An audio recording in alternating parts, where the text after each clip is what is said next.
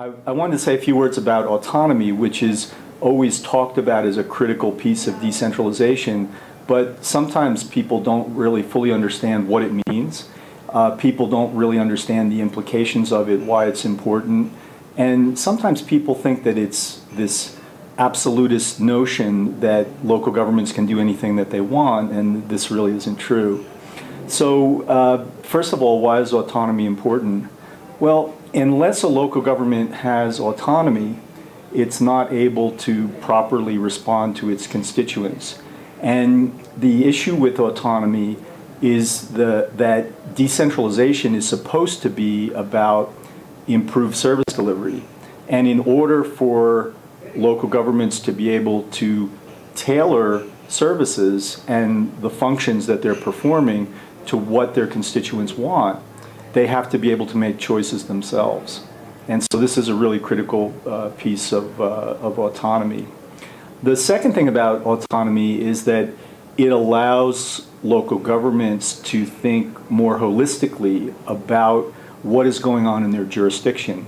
So a lot of development and a lot of government from the central level is in silos, different functions, specific functions in sectors like health and education and water. But from a local government's perspective, they would be more inclined to think territorially about the priorities in their particular jurisdiction and how they fit together. It's much harder for a centralized entity to do this. So this territoriality is another important aspect of autonomy because it indeed allows local governments to be able to think more holistically in a local environment.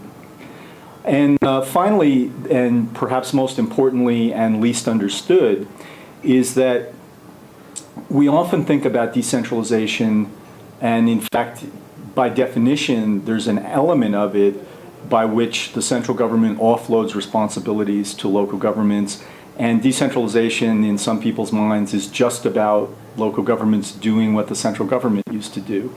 And this is, I think, does a great disservice to the conceptual notion of decentralization and what it can be in practice. And so an alternative vision to this is that local governments, elected local governments, are not just responsible for functions that the center used to provide. They have a general mandate to provide for the welfare of their citizens. They have to think about economic development and other aspects of well-being for their citizens. And unless they have the autonomy to be able to act on things that they think are important, then this general mandate aspect of decentralization, which is perhaps the most critical to genuine local development, is not going to be there. And so I think this is more or less the basics about what autonomy is and why it's important. Now, the other thing that's often misunderstood about it is that I often hear people in countries that I've worked in, they think that autonomy means local governments can do whatever they want. And this is indeed not the case. There have to be rules of the game, a framework, legality control, so that there is confidence that local governments are going to be behaving with a system, a set of procedures and systems and so forth that are transparent and meet good managerial practice and so forth. So the central governments are perfectly legitimate in developing these kinds of frameworks, and in fact, it's a critical role of the central government under decentralization. The second thing, in addition to this, is that there are critical national responsibilities. National governments, central governments are always in charge of key elements of security.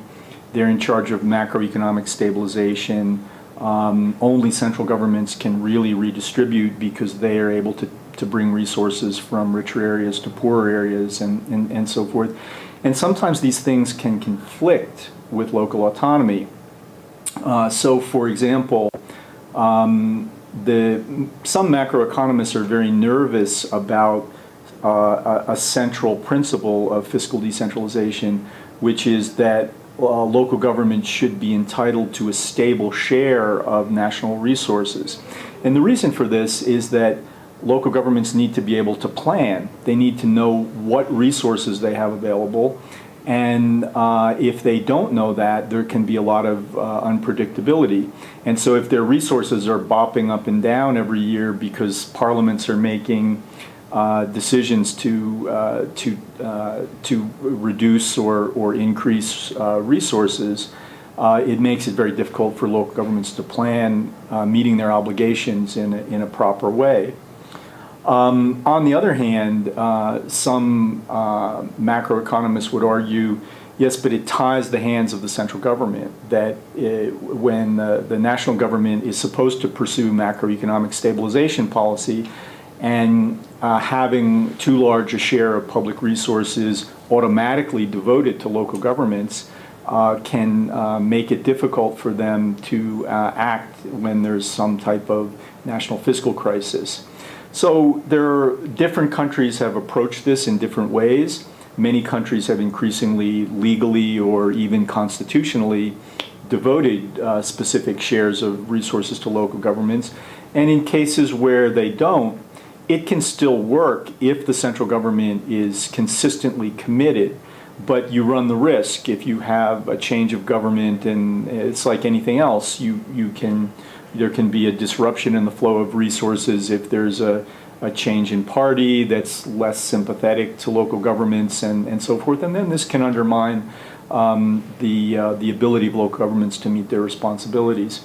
So I think that these kinds of trade-offs, where there is some room for debate about when central functions perhaps come into conflict with local functions, different countries can come up with different solutions, but this is an issue that needs to be recognized and discussed. And usually, there's some kind of compromise that ends up being worked out.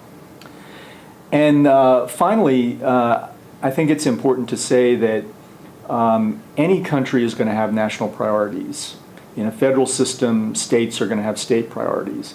And when they're sharing resources with local governments, it's not unreasonable for them to insist on certain standards of service delivery. This happens in every country, even in the most decentralized countries.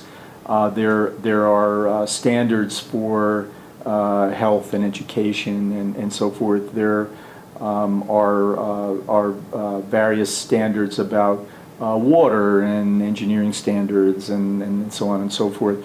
So the question is, in a particular case, how many of these kinds of conditions are there? And it's particularly difficult in developing countries, I think, because the needs are so great and the resources are often very limited relative to needs.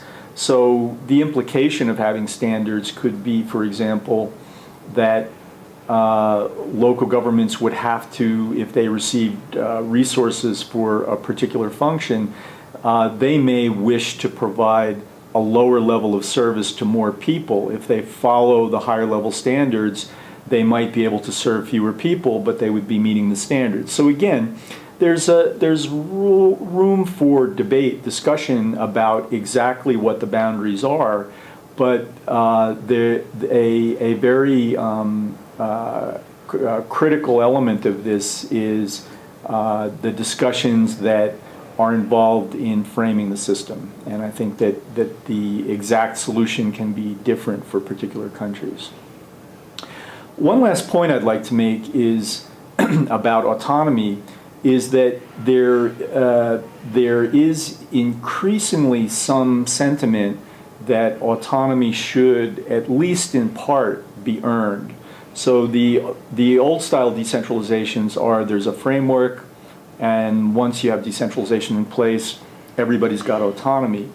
But in environments where there aren't minimum elements of capacity in place, and where that autonomy, there likely isn't going to be the capacity to really use that autonomy well, or where there's a history of bad performance that could be corrected with the right kind of incentives. Some people would argue that especially in a newly decentralizing environment where there are big variations in capacity across local governments, that certain conditions might need to be met, and that in the beginning you still need, for the reasons explained earlier, some element of autonomy, but it may be a smaller space of autonomy, and then as capacity is built and trust with citizens is developed, and so forth,